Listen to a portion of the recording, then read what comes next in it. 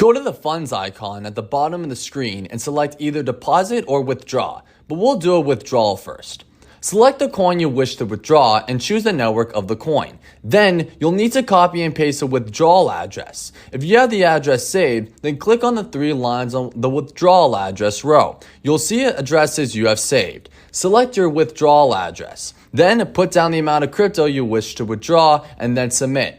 Please note that all crypto transactions are irreversible, which means that once you withdraw crypto from VirgoCX, you cannot undo it. So make sure that 1, you're sending it to the right address, and 2, you're not sending it to someone else.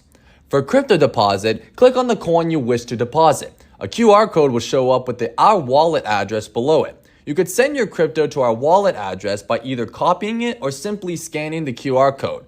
After you send it, it will be reflected in your VirgoCX account. Once you do a crypto deposit or withdrawal, you can check its status in the fund history in the top right corner of the funds page.